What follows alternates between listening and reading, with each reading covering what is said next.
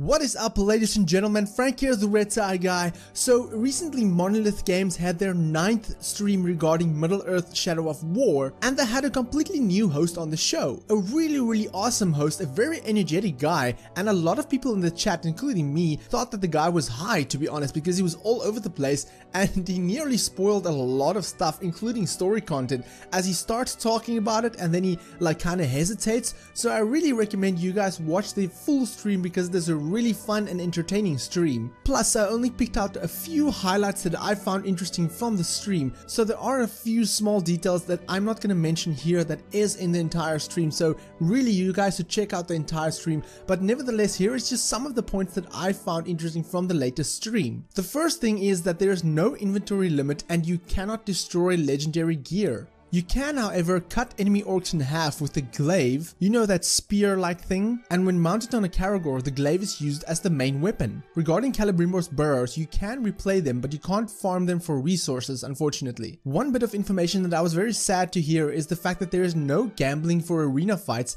and arenas are different from orc pits from a story standpoint of view. It would have been interesting if you could gamble and bet on different orcs, who's gonna win and who's gonna lose, that kind of thing. It would have made for an interesting mini aside game kind of in the arena. But unfortunately there is no gambling. To unlock fast travel points you need to reduce Sauron's influence in that specific region. Dark, Terror and Warmonger are the last confirmed tribes for the base game. Now obviously with the DLC and the gold edition that includes all of the DLC, there are extra tribes which obviously they're not going to announce at this time because I mean the game isn't even out yet, so I'm sure in future trailers or in future streams they will announce what the DLC will be and some of the future tribes in that specific DLC. Captains can now jump out of nowhere yelling gotcha.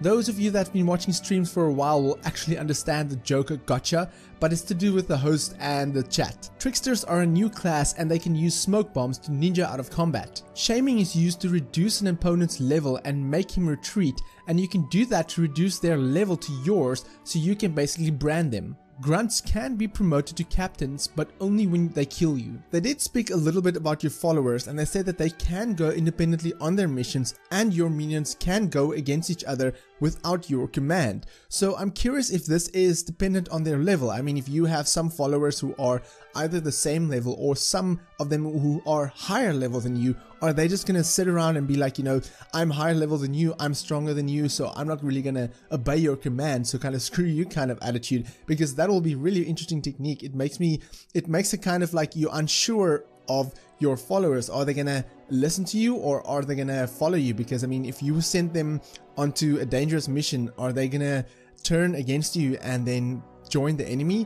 I would love to see more info on this and some of this more explained in future streams, so I do hope they go into this whole thing about your minions and your followers turning against you and not really obeying your command. They also briefly spoke about beasts and saying that if you want to summon beasts, first you need to use the ring to break their will. Much like what the Nazgul did in Return of the King, the drakes can pick up orcs and drop them after a brief moment, but there are not armored drakes in the game, and they say that drakes can fire something else than fire. Now it makes me wonder if there are like frost drakes or some sort of specific species. What do you guys think? I mean, naturally you would think that drakes can only spit fire, but they say it can spit something else, so I'm curious to know what kind of drakes there are in the game. The last thing I'm going to touch upon is the fact that they said that there are no Oliphants in the game and there are no siege ladders in the game, unfortunately.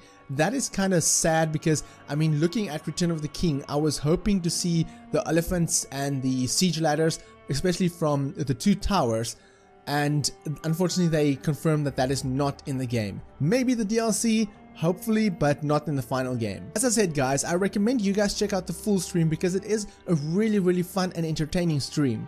So far, a lot of information has been given throughout these streams, but there are still some unanswered questions. Let me know in the comment sections below what you guys want to know and I'll try and ask that during the next stream. Maybe they'll pick those questions, maybe not, but the best I can do is just ask some of the questions. For more Shadow of War news, click that subscribe button, and if you like this video, then give me a thumbs up. If you dislike it, give me a thumbs down, but please tell me why so I can improve my videos. My name is Frank, I'm the Red Tie Guy, and frankly, thank you for watching.